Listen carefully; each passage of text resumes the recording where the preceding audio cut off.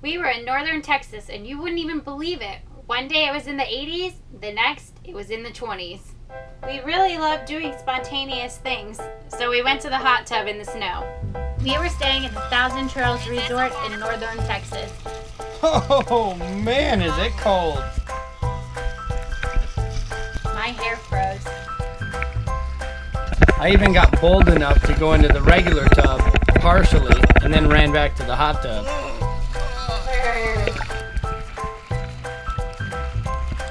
Then back to the RV where the heat was cranked waiting to warm us up.